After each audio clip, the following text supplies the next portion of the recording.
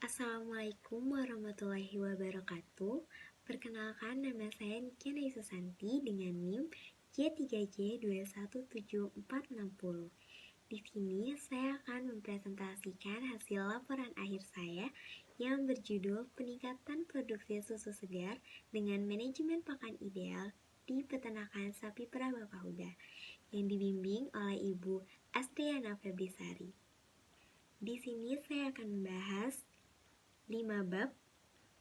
Yang pertama ada bab pendahuluan, lalu ada metode kajian pengembangan bisnis, lalu ada keragaman perusahaan, yang keempat ada kajian pengembangan bisnis, dan yang kelima ada kesimpulan dan saran, serta akan saya tampilkan dokumentasi selama saya praktik kerja lapangan di peternakan sapi perah Bapak Huda.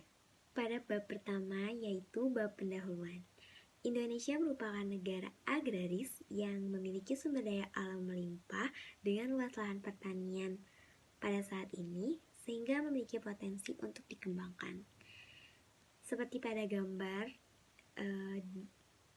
di presentasi ini, produksi susu segar Indonesia mencapai 951.003,95 ton, sedangkan kebutuhan susu segar di Indonesia mencapai 1.261.503 ton, di mana kebutuhan susu nasional melebihi dari produksi susu segar di Indonesia. Hal ini menyebabkan produksi susu nasional menjadi masalah yang mengkhawatirkan di Indonesia, karena produksi susu segar nasional belum mampu memenuhi kebutuhan susu segar di Indonesia. Kondisi ini bisa dilihat menjadi sebagai peluang untuk peningkatan produksi yang tepat agar mampu memenuhi kebutuhan pasar yang ada atau kebutuhan pasar yang belum terpenuhi. Dalam peningkatan produktivitas itu dapat dilakukan dengan dua cara. Yang pertama dengan penambahan populasi sapi perah atau dengan peningkatan produksi sendiri. Serta peningkatan produksi ini bisa dilakukan oleh performa sapi laktase dan pakan yang diberikan.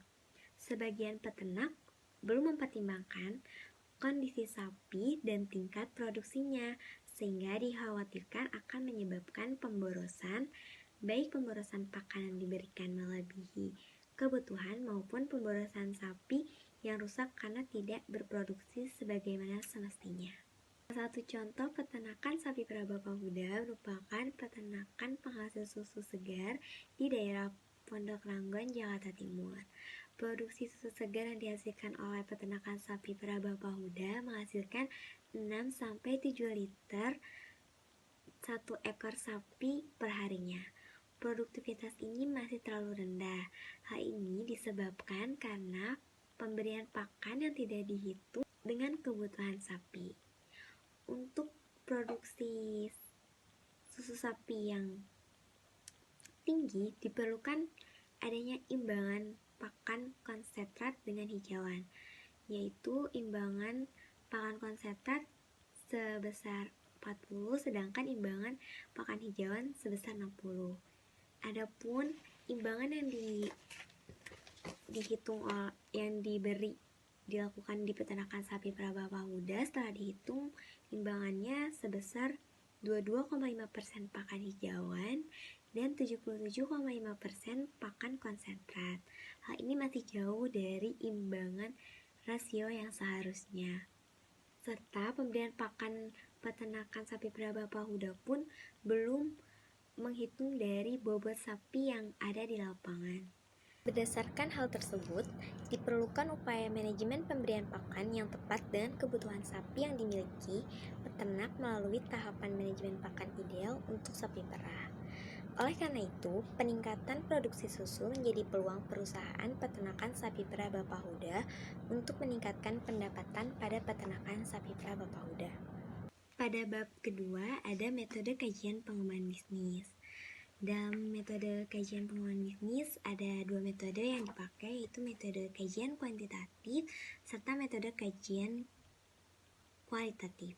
Nah, metode kajian kualitatif ini membahas aspek produksi, aspek pemasaran, aspek organisasi dan manajemen, aspek sumber daya manusia, aspek kolaborasi. Adapun kajian kuantitatifnya yaitu memakai analisis anggaran parsial, analisis proyeksi laba rugi, serta RC ratio di mana tingkat RC ratio ini bisa menentukan suatu usaha baik dijalankan atau tidak dijalankan. Adapun bab 3 yaitu membahas keragaman perusahaan. Yang pertama itu peternakan sapi perah Bapak Huda adalah peternakan yang dikelola oleh 2 orang. Dan peternakan ini berlokasi di Jalan Peternakan 4, Blok D, nomor 55, Pondok Ranggon, Jakarta Timur. Dalam keragaman perusahaan ini ada 4 poin. Yang pertama yaitu sejarah dan perkembangan perusahaan, di mana perusahaan ini yaitu berdiri sejak tahun 2017 oleh peternakan sapi perah Bapak Huda ini oleh Bapak Huda dan Bapak Ajis. Namun Bapak Ajis sendiri itu berkecimpung di peternakan sapi perah Bapak Huda pada tahun 2015 sebelum bergabung dengan Bapak Huda sendiri. Peternakan sapi perah Bapak Huda ini sebenarnya peternakan turun-menurun dari orang tuanya. Orang tuanya adalah peternakan di Jakarta sudah lama, yaitu peternakan di sentral Jakarta yang berlokasi di daerah Kuningan, lalu direlokasikan di belakang Universitas Indonesia dan direlokasikan kembali ke Pondok Ranggon ya. Pondok Ranggon ini adalah peternakan sapi perah Bapak Huda pada saat ini. Untuk distribusi susu segar peternakan sapi perah Bapak Huda yaitu awalnya pendistribusiannya itu seluruh hasil pemerahan pagi dan sore itu didistribusikan ke pengepul atau di kelompok tani Pondok Ranggon yang bekerja sama oleh peternakan Bapak Huda dengan harga jual susu 7.000. Namun seiring waktu berjalan, Bapak Huda ingin meningkatkan lebih pendapatan untuk peternakan sapi perah Bapak Huda. Jadi Bapak Huda memutuskan untuk bekerja sama dengan pengepul pada pemerahan pagi hari, dan pada pemerahan sore harinya Bapak Huda bisa menjual produk susu segar ke konsumen lain. Hal yang dilakukan oleh Bapak Huda yaitu menjual secara online itu dengan harga yang lebih tinggi 9.000. Namun jika susu segar tidak habis di pemasaran online, Bapak Huda menjual ke Koperda atau koperasi yang ada di peternakan Pondok Ranggon dengan harga jual 5.500. Untuk poin yang kedua yaitu aspek organisasi dan manajemen, di mana struktur organisasi di Bapak Huda sendiri tidak ada struktur organisasi yang resmi, namun ada beberapa bagian yang saya ketahui yaitu ada pemilik, manajer operasional, manajer pemasaran, manajer produksi, serta 1 pegawai kandang, di mana 4 tenaga kerja ini 3 tenaga kerja dari dalam dan 1 tenaga kerja dari luar. Pemilik sendiri dipegang oleh Bapak Huda dan Bapak Ajis. Untuk manajer operasional dipegang oleh Bapak Huda karena untuk mengoperasionalkan semua kegiatan yang ada di lapangan. Lalu ada manajer pemasaran dipegang oleh Ibu Halimah, istri Bapak Huda, untuk memasarkan biasa yang ada di Tokopedia atau online. Untuk manajer produksi dipegang oleh Bapak Ajis. Kita 1 pegawai kandang yang direkrut dari luar itu tugasnya untuk membersihkan kandang, memandikan sapi, pemerahan sapi menggunakan tangan, itu pemerahan setelah pemerahan memakai mesin perah portable, dan memberi pakan, lalu membersihkan kembali sisa-sisa pakan. Ada poin yang ketiga yaitu aspek sumber daya perusahaan.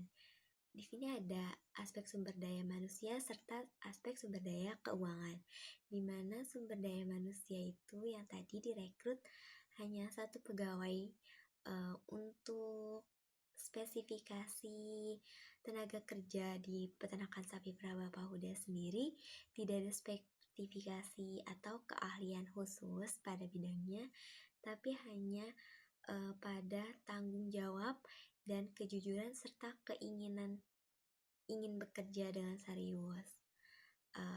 Itu sudah menjadi kualifikasi di pengrekrutan tenaga kerja di perusahaan ini. Lalu ada sumber daya keuangan, yaitu sumber daya dari modal sendiri, karena perusahaan ini masih tergolong usaha skala kecil, jadi perusahaan masih mampu membiayai usaha ini dengan modal sendiri. Lalu ada unit bisnis. Unit bisnis ini dimana hal ini membahas tentang pengadaan input serta proses produksi susu segar. Adapun bab keempat yaitu kajian pengembangan bisnis. Untuk rumusan ide pengembangan bisnis yaitu penanganan pemberian pakan yang dilakukan peternakan belum dihitung dengan sesuai kebutuhan yang dibutuhkan. Dalam pengembangan ide bisnis ini ada analisis lingkungan eksternal perusahaan, di mana aspek eksternal ini dibagi menjadi dua bagian, yaitu lingkungan makro dan lingkungan industri. Di sini pun ada contoh dari bantuan Koperda. Bantuan Koperda yang pada gambar pertama yaitu ada alat bantu peminjaman chopper atau alat bantu potong pakan rumput yang bisa untuk memotong sampai seluruh bagian rumput pakan hijauan untuk sapi agar sapi lebih lahap dan bisa mencernanya lebih cepat. Dan yang di sampingnya itu ada gambar pakan konsentrat yang tersedia di koperasi untuk langsung bisa disuplaikan langsung ke peternakan yang di daerah Pondok Ranggon. Yang kedua ada konsumsi susu segar. Ini adalah data konsumsi susu segar di Jakarta Timur yang cenderung tiap tahunnya meningkat. Dan ada permintaan susu. Permintaan susu ini adalah permintaan susu dari pengepul atau dari ketua kelompok tani di Pondok Ranggon sendiri, yaitu masih tinggi. Dan ketua kelompok tani ini masih memiliki gap juga yang lebih tinggi yang masih bisa dipenuhi oleh peternak yang bekerja sama dengan kelompok tani ini. Selanjutnya ada analisis lingkungan internal perusahaan. Yang selanjutnya ada rumusan pengembangan bisnis. Di sini saya mengambil ide pengembangan bisnis ini dari faktor internal dan faktor eksternal yang telah saya sebutkan tadi. Saya mengambil dari strategi WO, yaitu strategi weakness dan opportunity. Kelemahannya itu dari kualitas pakan hijauan yang masih rendah di peternakan sapi perah Bapahuda. Lalu ada belum adanya penanganan manajemen pemberian pakan.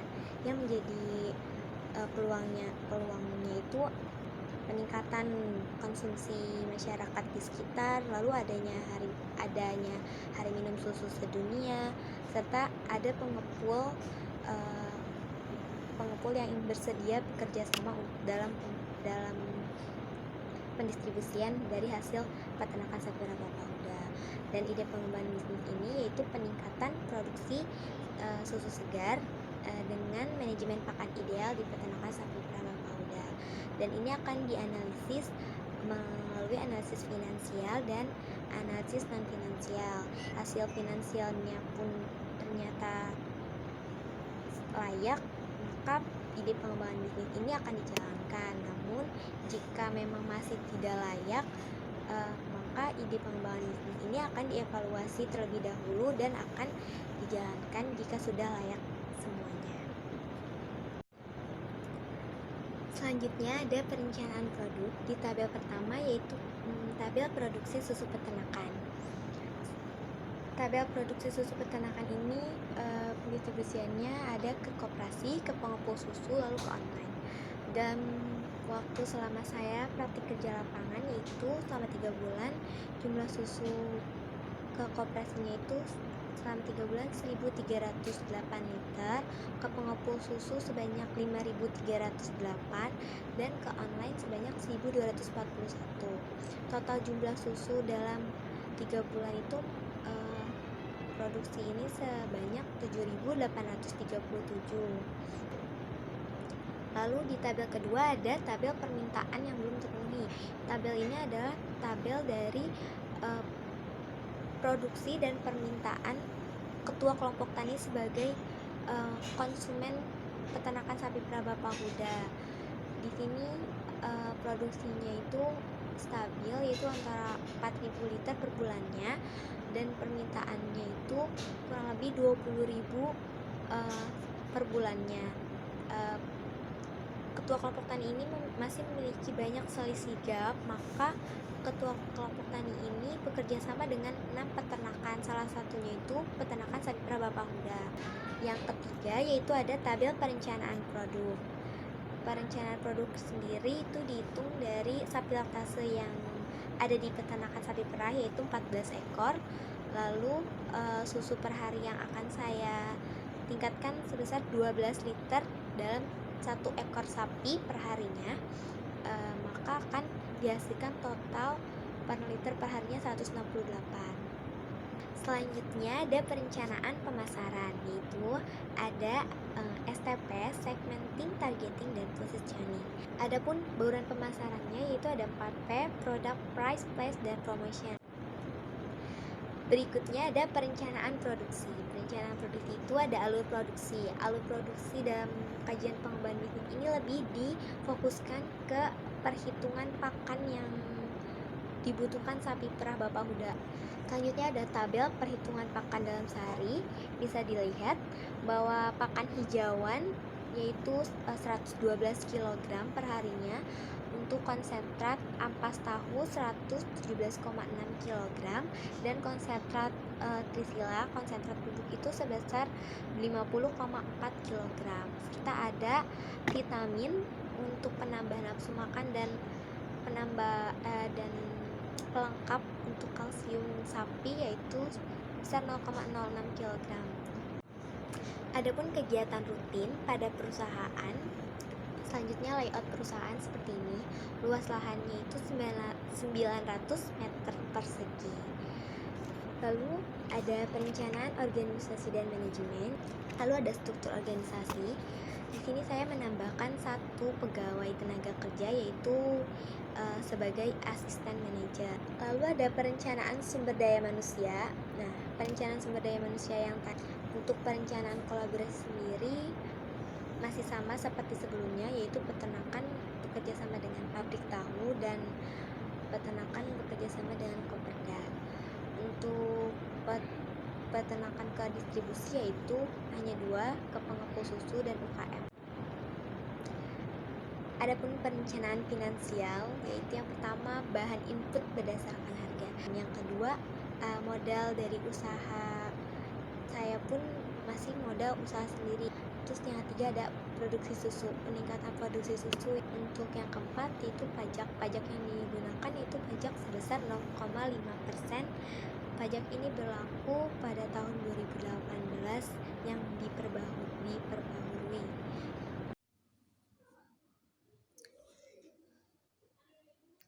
Lalu ada biaya tetap. Biaya tetap sebelum pengembangan bisnis, yaitu total biaya tetapnya mencapai 47.319.500.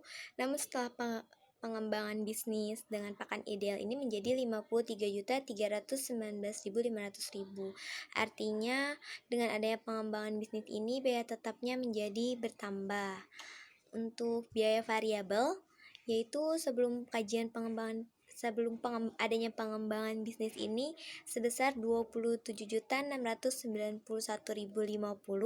dan setelah adanya pengembangan bisnis menjadi 19.646.472 rupiah. Maka artinya di biaya variabel ini malah adanya penghematan biaya yang dilakukan setelah adanya pengembangan bisnis ini. Selanjutnya ada tabel total penerimaan, yaitu yang pertama Total penerimaan sebelum pengembangan bisnis itu mencapai 55.519.000, dan untuk adanya pengembangan bisnis selama 3 bulan juga menjadi 106.020.000 rupiah.